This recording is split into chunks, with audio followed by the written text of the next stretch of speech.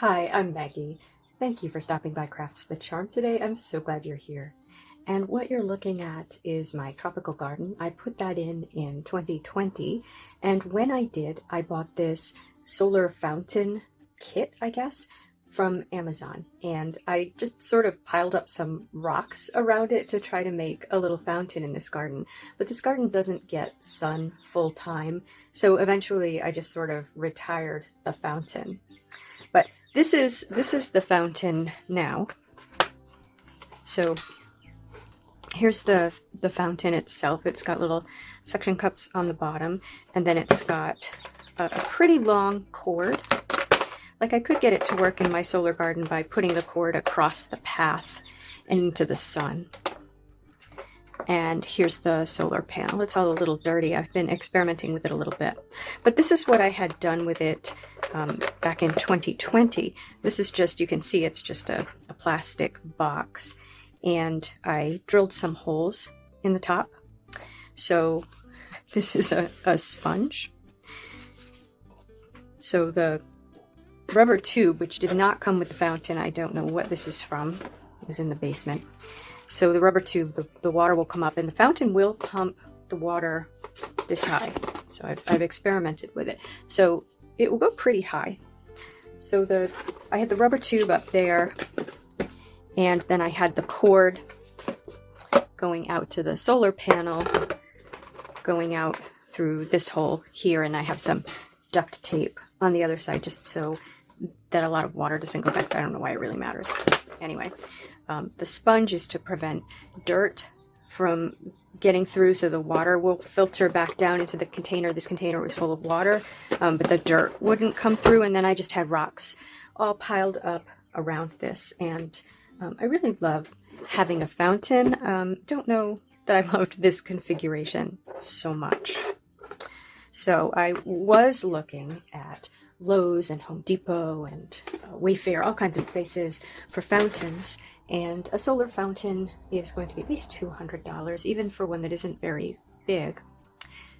And the nice thing about a lot of those solar fountains is that they have lights and they have batteries. So my fountain doesn't have a battery backup, so it won't run at night. So I might upgrade it if I'm able to actually make a solar fountain here. So I'm going to show you the things I've collected to try to make a fancier solar fountain.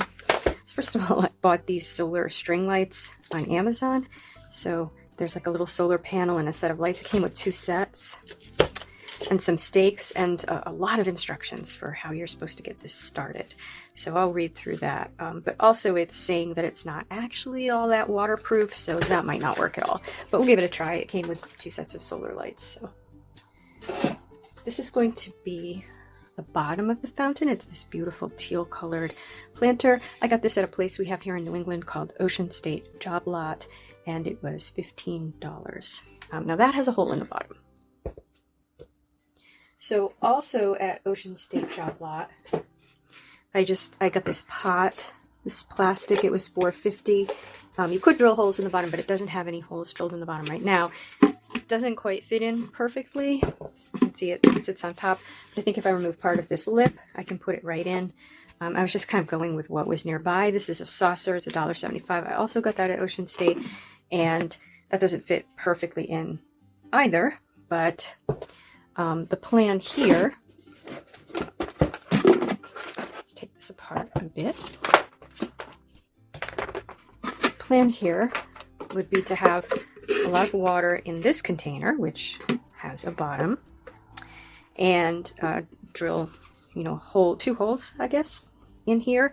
One for the tube to come up, and one for the cord, or maybe just have like a little cutout. It depends on how I get it to fit together. The thing is, I do need to be able to remove this to get at the pump, so I don't want to glue those together. So we'll think about how that's going to connect. But then I thought we'll put pebbles in the top of this. I know I have pebbles somewhere. And then I got this beautiful pot on Amazon, or bowl. It's a bowl. And this is made of heaven knows what. Some kind of mixture of things. Oh, easily drillable. Won't splinter or crack. I'll include a link to this. It's kind of plasticky. This color is chocolate. Came in a beautiful gray color, but I thought the chocolate went better with this pot. And I'm hoping that I'm going to cut something out of it so that the water will go in the direction I want it to go. So I'm hoping that it's brown all the way through, or chocolate all the way through.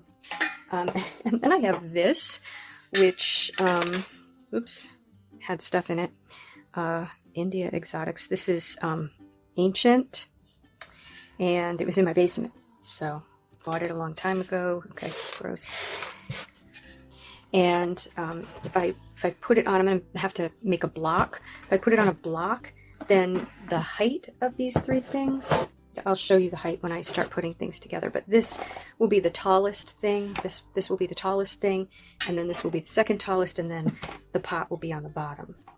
And I got these at the Dollar Tree, these little planters, and I'm thinking maybe fill this with sand mostly, but then have maybe one of these little planters right at the top.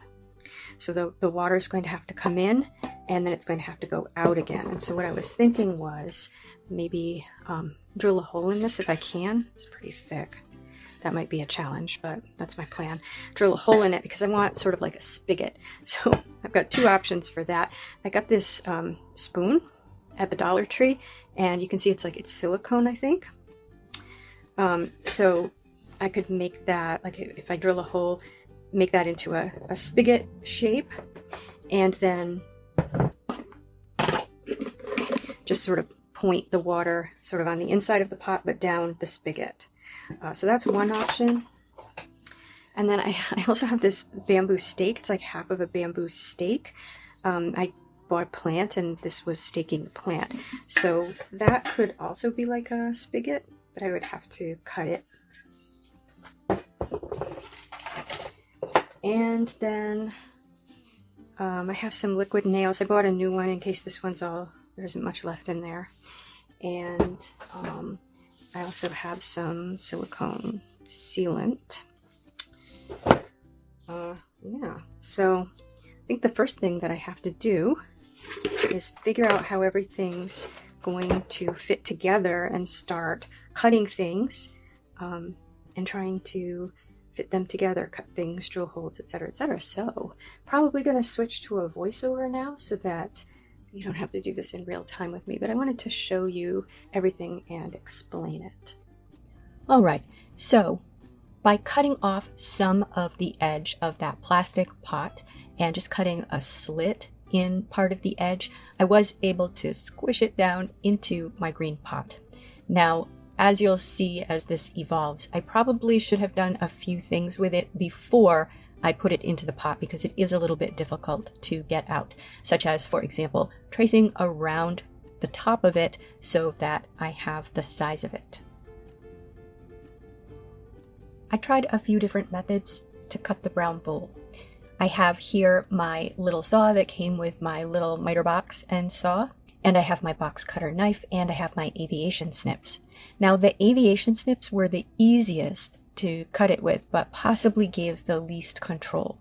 So I cut it mostly with the aviation snips and then tried to use the box cutter to sort of even it off a little bit.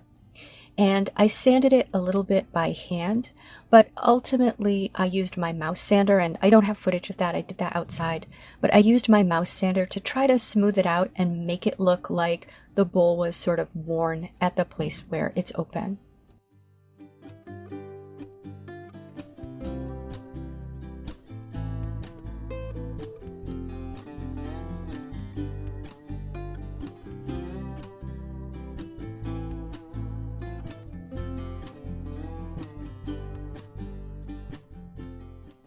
I then put the three pieces together in the way that I thought they would go together and figured out where I would want to drill a hole in the side of this pot. Now, originally I was thinking I would just have the rubber tubing and the cord come out the top of the pot, but you would definitely be able to see it, and I thought, let's try to do this right. So I marked on this pot where I want to drill a hole. And I had read that you have to use a diamond drill bit to drill through glazed ceramics. I had another pot that I thought was glazed, and I was able to drill through it with a regular drill bit. So I started with a regular drill bit on this pot, and I made absolutely no progress at all. So I ordered a diamond drill bit set from Amazon. And you can see, by the way, that I've got some towels here to sort of hold the pot still while I work on it. And I wasn't able to use a large drill bit to start, even though I want a fairly large hole. I had to start with the small drill bit and drill through, and then slowly increase the size of the drill bit until I got a hole which was the size of the largest drill bit. And the largest drill bit is a 1/2 inch.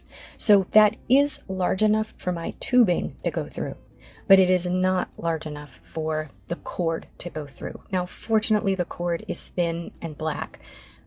I did not have the energy to try to drill a larger hole or another hole, but the piece of the cord that screws over the connection is the piece that's too large to go through this hole. And so, of course, I had to drill through the pot on the inside as well. And then I put the pump inside and put the tubing through, and it works great. So then I set up my brass pot, whatever that's made of, next to it to figure out where to drill a hole in that to insert the tubing. And for that hole, I started with the diamond drill bit, but then I just used a regular drill bit to drill the hole. So that was not difficult to drill through. And then I figured out, after putting everything together basically the way I want it to go together, I figured out where I wanted that spout to come out, and I drilled a 1/2 inch hole at the top. That was a little bit harder. I think it's a little thicker at the top, but drilled that through and then sort of punched it through, and that's for the spout.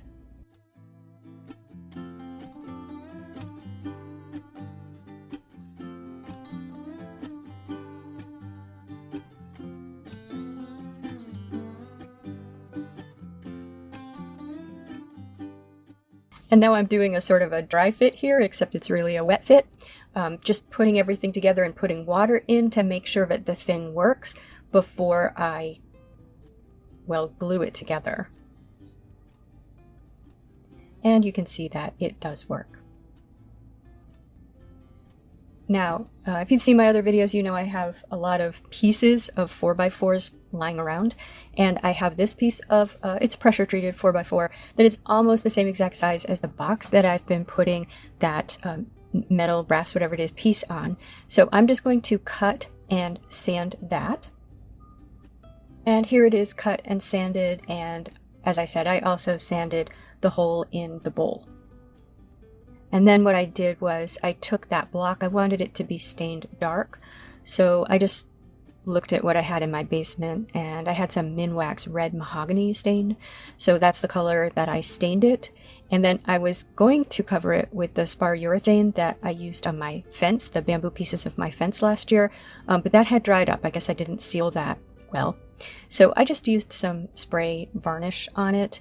And now I need to cut off the handle of that spoon, but I don't want to cut too much. And it was a little bit challenging because there's some metal in there, but I was able to cut that with my Aviation snips. And I tried to use the liquid nails to glue everything together, but that really didn't work. So I guess if I were you, I would skip this step. If you follow the same steps as the rest of this, you won't need the liquid nails. So I tried to glue that silicone spigot in, but it just didn't stay glued, maybe because it's just such a tiny surface that I was gluing. But because it folds, it basically fits into that hole, so I don't think it's really a problem. And I tried to glue the bowl to the top of the pot. Again, it's a small surface area. I probably should have put something across and glued it to that. But again, it doesn't really need to be glued, so you'll see how I put it together. So originally I had bought that plastic dish, like the kind of thing that goes under a pot to catch the water, and I was going to put that in the top, and I was going to have to drill a bunch of holes in it. And then I realized that this metal mesh that I have would be much better. And this is where I wish I had that gray pot out of there because I could trace around the top of it. But I used a pie plate that I thought was the same size, and then just put it over the pot and sort of traced on it with a Sharpie and cut it down to size. Now this stuff, I don't know exactly what it is. Again, it's a sort of a metal mesh, but it is very, very sharp. I cut myself every single time I touch it. So definitely if you're going to do something like this, wear gloves. And then originally I was going to put sand in that metal, brass, whatever it is, pot, but I decided I would rather use this packing foam because it will be lighter. Maybe it should be heavy, but I decided I wanted it to be lighter. So I just cut a bunch of this foam and put it in there, and it's sort of under the spoon. And you can see I've fed the tube through, and I have everything where it's supposed to be because I don't want to lose that tube. The tube was too long, so I did trim it so that it will just come down that spout. And then I used some electrical tape to tape that spout to the tube so that it stays in position because we want the water going out. We don't want any water back in the pot. And then I just filled everything with these black pebbles that I have. And I brought it outside and tested it, and it works. Now, it is a challenge to set up as one piece. It makes more sense to take it apart and set it up in situ, just because none of it is really attached together. It's really 3 separate pieces. Once I got it outside, I realized I hadn't put the lights in. So here I'm just taking all of the stones out and taking that bowl off the top and taking the metal off the top. And it had lost a lot of water. I was surprised at that, so it might be leaking into the metal pot somewhere. I will have to check that out. But of course, you can just take a hose and fill it, even with all the stones on it, just by running a hose over the top of it. So I put some electrical tape around the edge of that wire piece just because it is so very sharp. And then I took my lights and I put them in the little brown bowl, and I put them on the mesh, and then I covered everything with rocks. And this sort of haphazard approach may not work at all. It may be that I need to be more intentional and make sure the lights are peeking out through the rocks, but I think I'm going to have to do that at night once it is actually lit. So then maybe we can see if it's working or not. Don't know if the lights are going to be successful. And just put all the rocks back. So here it is. I'd love to know what you think in the comments.